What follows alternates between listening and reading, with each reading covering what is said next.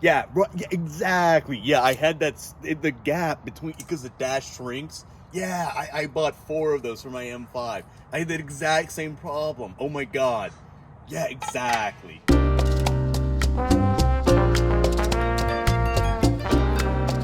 Hello, Thursday night.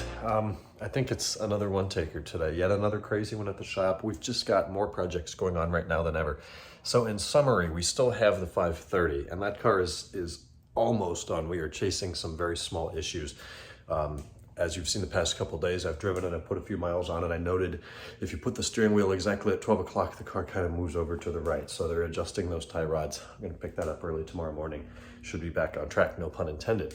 Other than that, it's done. It's ready to go. The blue bus is in there. Okay, a bath. It needs a bath. It has not been washed since February. It's been in the shop. It's been out of the shop. It's been on the road. It's just dusty. And it's going to be really satisfying if it's Kevin or if it's Kenan, whoever gets to do the wash and detail on that. It's going to be really satisfying to get it clean because the paint underneath is beautiful. The 540, we still have that. That is pretty much done. We got the power steering pump in and the system flushed for the 5th time. And it's dry. It sounds great. I think it's ready to go. We're going to put a couple of miles on that, make sure it's good, and then those things are going to be off to Florida. The M5, owned by the same gentleman, that we tucked away in the corner in there. There's other projects in line ahead of it, so we're going to tend to those first. The 545, the E60 04 black, we have resumed working on that. So we think the coating elements are all but done. Moving forwards, we started with the wiring, and I need a pigtail for the reverse switch, which my first 2 options didn't have. My 3rd option does have. So I've got that on the way. I think it's coming from Orlando, actually, ironically. Today we worked on just reverse switch, getting it to the LCM through the integrated supply module, fused, all of that. We've got to do the clutch position sensor. We've got to check stuff in the DME, see if we need to move yaw sensor pins around or any of that. I did not know that the automatic transmissions, not the SMGs, the torque converter like ZF6, whatever automatic they used, those have their control unit, their computer built into the transmission. It does not have a secondary DME out, under the hood in the DME box, like the SMG2 and the SMG3 do. So that's been a little bit different. I'm concerned if I'm gonna have to run wires into the cabin or chase that. This is just new for us to go from a torque converter to a manual. It's a different experience. We'll get it.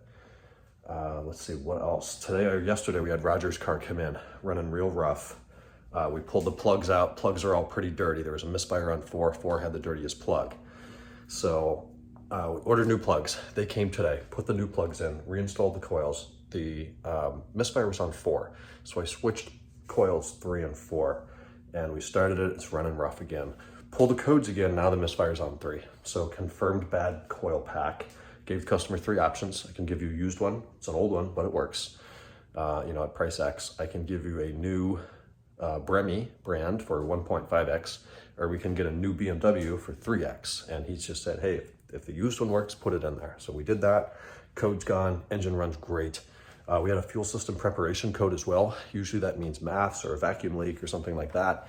Drove the car about 10 miles, did not return. It could in the near future, but I can't just daily drive a customer car for 3 days. I'm not comfortable with that. If it returns, we'll probably look at disconnecting the maths, see if that changes things. If not, there's a leak somewhere, we'll smoke test it. That's where we are. Crazy, crazy busy. We're working on 3 or 4 cars each day, which is a little bit refreshing in that it's just more variety. The problem with that is, of course, now you're changing gears a whole bunch in your head. You're changing tool sets and you're changing all sorts of stuff. But we got a crap ton of parts today for the white one. The white one's in there. We're doing a lot on that. We've kind of already done the inconsequential stuff, the trim, some bulbs, seals and struts, little things. We've got a driveline rebuild to do. We're flushing all the fluids in the car.